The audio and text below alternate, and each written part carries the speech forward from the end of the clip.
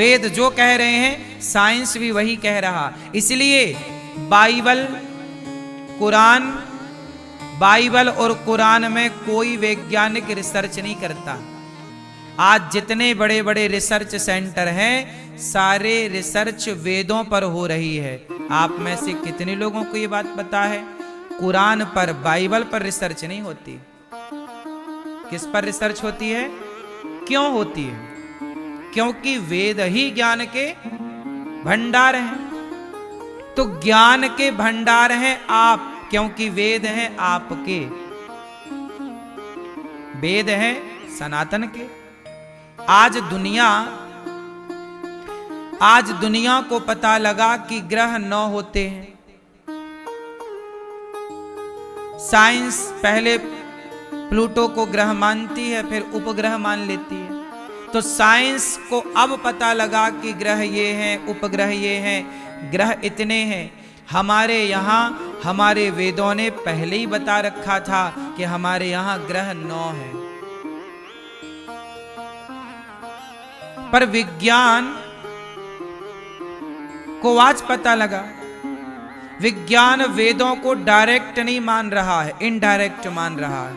क्योंकि डायरेक्ट मानेगा तो वैज्ञानिकों को फिर कहना पड़ेगा कि भाई आज हमने जो पाया है सब वेदों की देन है। यदि इतना कह देता है तो विज्ञान को लोग कम, पुराण को, वेद को लोग ज्यादा तवज्जो दे देंगे।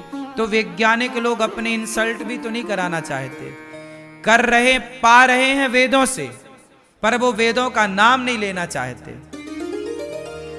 बात समझ में आई? दुनिया की सारी रिसर्चें वेदों के अकॉर्डिंग है। ये तो बाद में भ्रम डाल दिया कि न्यूटन ने गुरुत्वाकर्षण का सिद्धांत दे दिया।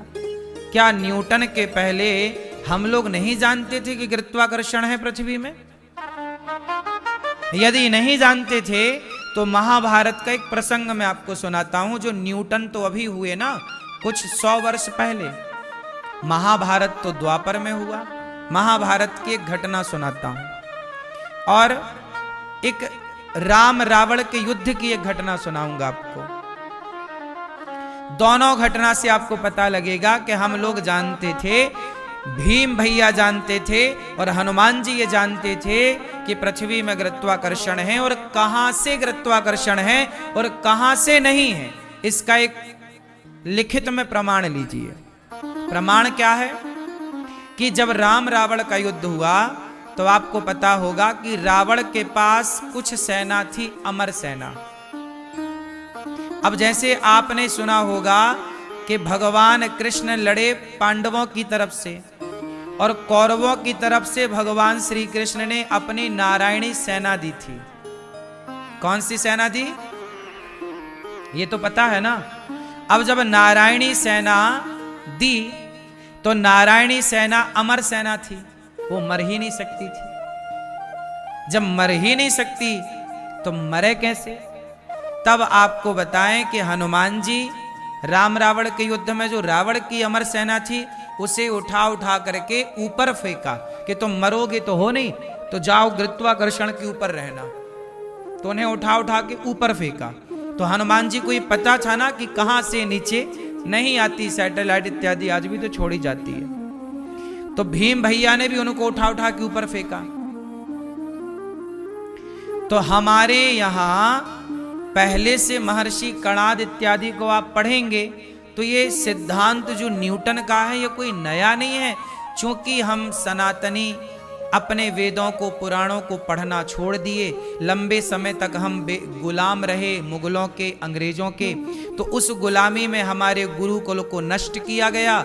जब गुरुकुलों को नष्ट किया गया तो शिक्षा का हो गया अभाव।